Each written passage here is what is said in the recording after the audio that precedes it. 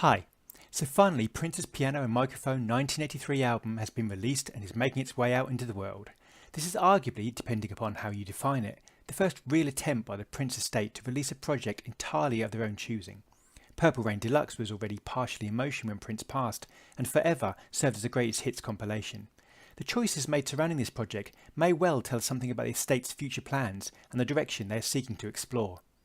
A really fascinating insight appeared recently from the Prince archivist Michael Howe in an interview with the BBC. Michael stated that he was intending to catalogue the vault chronologically, as it not only means the path of least resistance, but it also would allow him to locate the tapes that probably needed the most care and attention due to their condition. This does not mean, however, that the projects will be released in a chronological order. Howe also reassuringly referred to the vault tracks as priceless artefacts.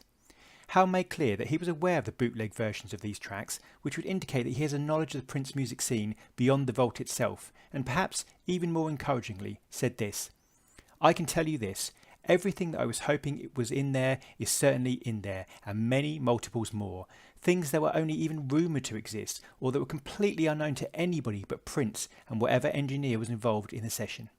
Narrowing that down is a very formidable task, but I think people will get a tremendous level of satisfaction and joy from what's to come."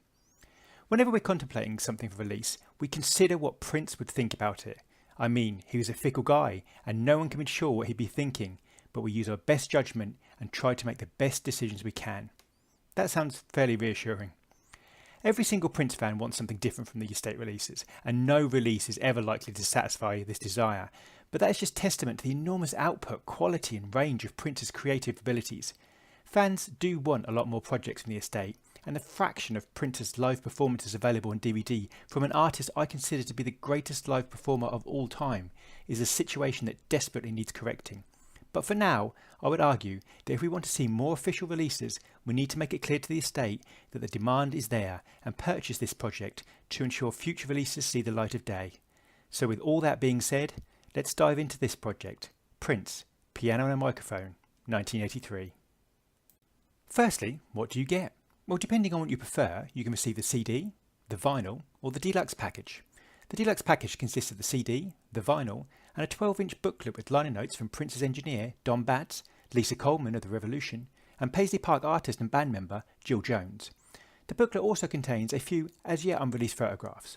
Part of the set includes pictures of the original lyrics to tracks, and it always adds something touching and personal to see Prince's handwriting on any item. The deluxe package looks pretty good. Does the little voice in my mind always want more? Of course, but it is stylishly designed.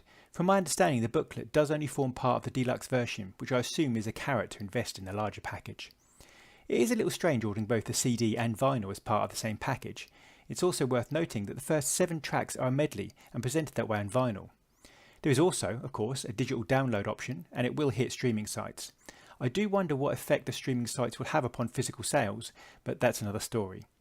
3 singles, and I use the term quite loosely as they were really more teasers, were released prior to the album's full release. Mary Don't You Weep, 17 Days and Why the Butterflies, known to many fans as Mama. The entire album, let's remember, and it's really easy to forget this, is a rehearsal from the 1983 period and is approximately 35 minutes long. Exact recording dates are a little disputed, but early 1983 doesn't seem far wrong. The tracks were performed at Prince's home studio at the Kiowa Trail and are essentially Prince working out ideas through his piano and vocal displays.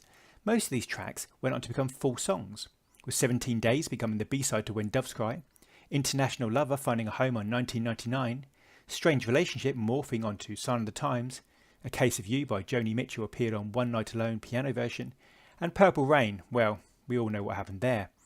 It is worth remembering that this was not viewed as an album by Prince, and there isn't anything to suggest that he was intending to release these versions as they were, and it is more a rare official chance to sneak behind the curtain and capture Prince intimately creating tracks, of which some would become huge bestsellers. It is, in microcosm, the recording we were never meant to hear. It's also worth noting that there are going to be 2 types of fan who experience this album quite differently. Those who have already heard the original bootleg versions from the Intimate Moments collection, and those who haven't. The sound has been cleaned up, though the archivist stated that very little was actually done to the original tapes. There is a fairly audible hiss through some tracks, and this does remind you quite clearly that these songs are over 35 years old. I have to say the first overall impressions are that as a choice for the estate, this project does intrigue me.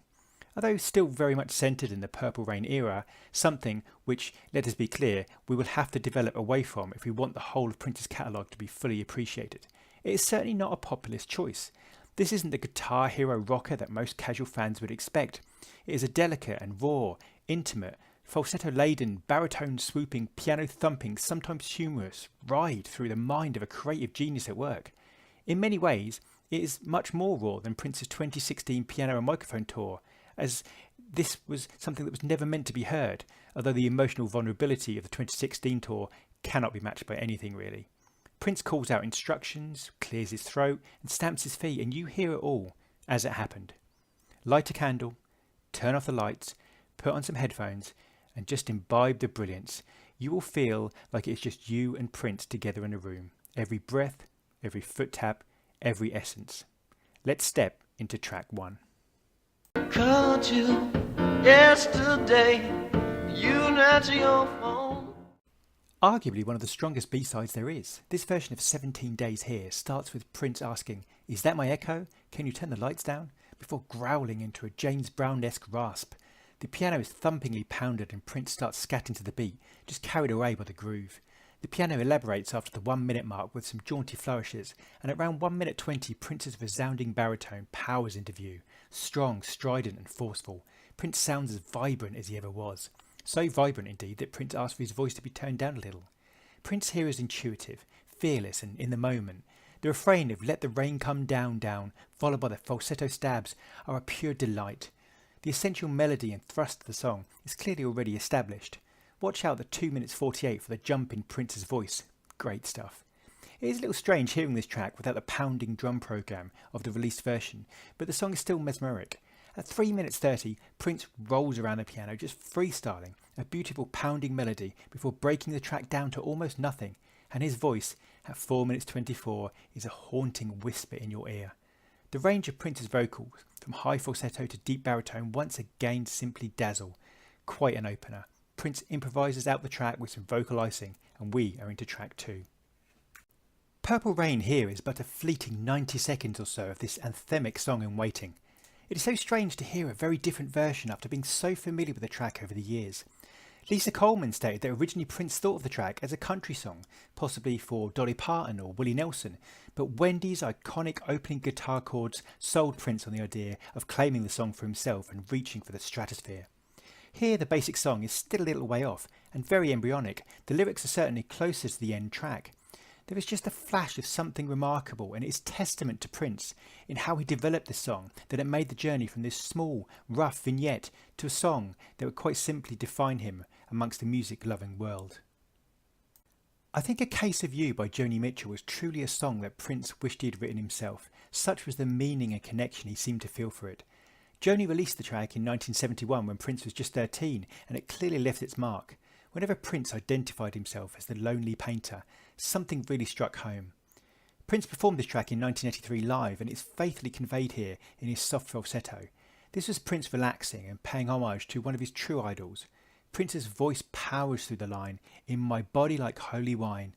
This is Prince enjoying himself without a care for anyone. Baby, don't you weep. It can be very easy to argue that this track has been the most high profile of this album, largely due to Spike Lee's use of the track in his film The Black Klansman. The accompanying video, which was essentially solely a trailer for the film, combines remarkably well with the track to produce a truly haunting, beautifully melancholic and reflective work. The original song dates back from the time of the American Civil War, and recordings were made from around 1915.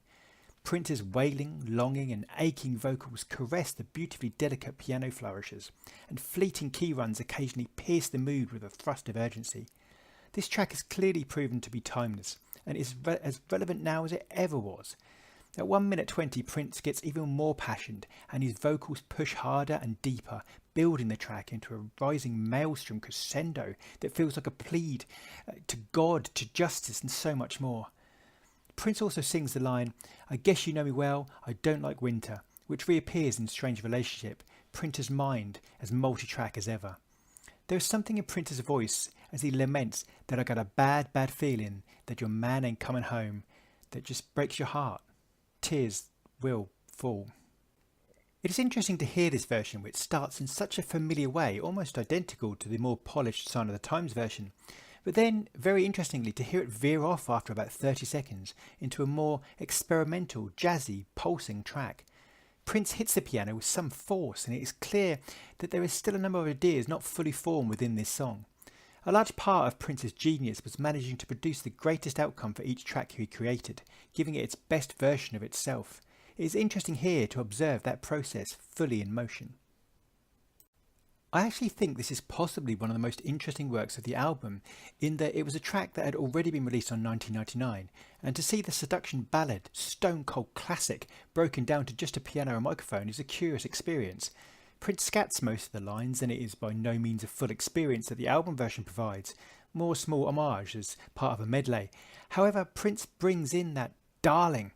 It appears to me, that moment, time just stops for a moment and you are transported back to that classic time. Wednesday, sometimes known as There's No Telling What I Might Do, is an intriguing song. Apparently, originally the idea was for Jill Jones to sit at the piano in the film Purple Rain and sing this longing track to express her desire for Prince's character, the Kid. The track was, however, removed from the Purple Rain album, and according to Lisa Coleman, Prince could never truly find out where it really belonged. This fairly short track is so delicate, almost too delicate, but also has a touch of melancholy and sadness. Prince perhaps didn't know which direction to take this, and Prince, being Prince, would be constantly juggling 4 to 5 projects at once, and this track sadly fell by the wayside and languished as a melodic idea, a vignette of possibility, until now. Prince as Jamie Starr is always hilarious, and in one of the longer tracks of this album, Prince laments that his lover only brings him cold coffee and cocaine. The piano rolls and rumbles along this track, with Prince interspersing his growling James Brown-esque Jamie Starr quips and grunts. It very much has the feel of a classic blues refrain as Prince bemoans, "This is the last time, baby, I eat over at your place. All I get is a cup of cold coffee and cocaine." Prince jangles the high-end keys and clearly demonstrates his love for the blues genre. There seems to be a real sense of improvisation, and this track really feels like it could be played at an after-show like Begging Woman Blues. There is something that hints that this has a Morris Day feel to it, and perhaps the idea may have started with him in mind.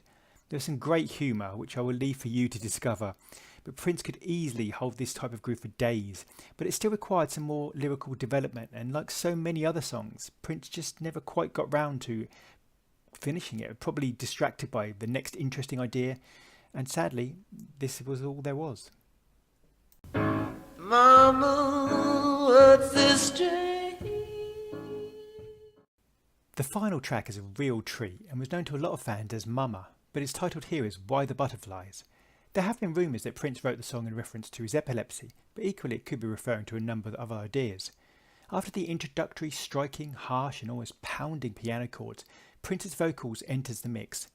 Simply resplendent, Prince is achingly holding back the pace of the vocals, lingering a little behind the beat.